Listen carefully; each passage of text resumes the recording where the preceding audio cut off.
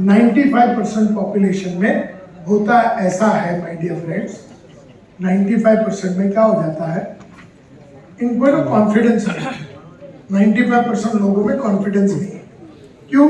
क्योंकि उन्होंने बड़ा कमिटमेंट करना बंद कर दिया, पुराने पैसे पे जी रहे हैं, पुराने स्टाइल पे जी रहे हैं, पुराने काबिलियत पे जी रहे हैं, पुराने फिलॉसफी पे जी रहे हैं, पुराना चीजों पे जी रहे हैं। They are operating from previous confidence. उनको जब एक जमाने में मैंने एक आदमी को करोड़पति बनाया था 200 साल पहले, तो मेरे को थोड़ी कॉन्फिडेंस मिली थी। मुझे लगता है उसी को लेके मुझे भागना है। अरे वो तो 200 साल पहले वाली बात है, वो बात गई, रात गई। आज क्या कर रहा है, अभी क्या कर रहा है, आज कितने करोड़पति को बना रहा है, ये मुद्दे की बात है। तूने क्या किया 2014 में, 2023 में, ये हमें नहीं जानना है। तुमने 2024 में क्या क्या कांड कर दिया, ये नहीं जानना। 24 में नहीं, 25 में, अभी ये महीना क्या कांड कर रहा है, ये बता तू। That is the most important thing, and that is why, because लोग जो ना प्रीवियस कॉन्फिडेंस में है, therefore no new capability is being build. नया कोई कैपेबिलिटी बिल्ड नहीं हो रहा होगा। बोलने के लिए तो बोल रहे हैं कि मेरे में नई कैपेबिलिटी है, लेकिन बात उसकी सुने तो उसके पास नई कैपेबिलिटी है नहीं, क्योंकि वो आलसी हो चुका है, कॉम्प्लेसेंट हो चुका है। और जो आलसी होता है ना, वो चाहता है कि वो जो चल रहा है ना, वो चलने दो, जो चल रहा है उसको हिलाने का नहीं, वो कुछ नया नहीं करना चाहता, उससे सेटिंग बिगाड़ना नहीं चाहता, और वो कंफर्ट में रहना चाहता है। वो बोल रहा मैं इतना मेहनत करके यहां तक आया हूं, थोड़ा और आनंद लेने दो। लेकिन तुम्हें ये पता होना चाहिए तुम्हें रुकना नहीं है, और इसीलिए this happens due to lack of continuity. ये होता क्यों है? कंटिन्यूटी पे नहीं है आदमी। कंटिन्यूटी का मतलब है, देखिए, पुराने कॉन्फिडेंस में कैरीड अवे नहीं होना है। कुछ पुराने कमिटमेंट किए थे, उसकी वजह से करेज पैदा हुआ था, उसकी वजह से कुछ क्रिएटिविटी भी हुई थी, उसकी वजह से कुछ कैपेबिलिटी भी बिल्ड हुई थी, उसकी वजह से कुछ कॉन्फिडेंस भी आया था। लेकिन वो उस जमाने में आया हुआ कॉन्फिडेंस है। नया चीज नहीं करोगे ना, उस जमाने में आया हुआ कॉन्फिडेंस हिलने चालू हो जाता है।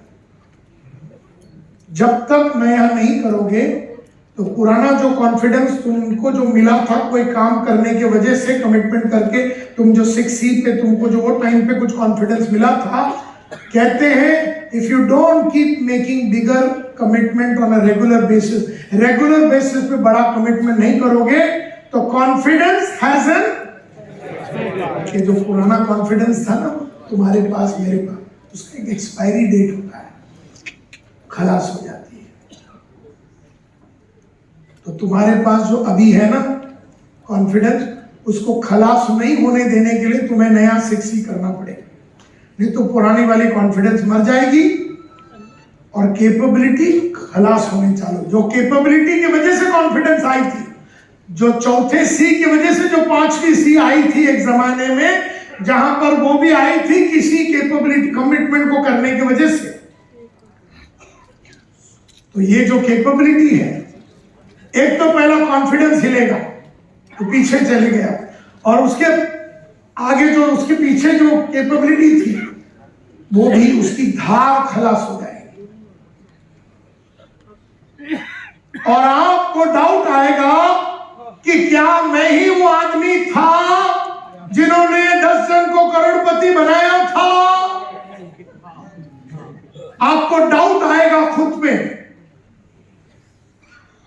You will doubt your own capabilities, you will doubt your previous achievement, और तुमने जो अचीवमेंट किया उस पर तुमको अविश्वास पैदा होगा, क्योंकि विश्वास के लिए नया कमिटमेंट की जरूरत है, और नया कमिटमेंट और नया 6C नहीं करने की वजह से तुम्हारा पुराना कॉन्फिडेंस हिल गया, तुम्हारा पुराना कैपेबिलिटी खलास होने चालू हो जाता है। And that is the most important. If you don't continue the process, people will stop being inspired by you. लोग तुमसे प्रभावित होना बंद हो जाएंगे। राइट।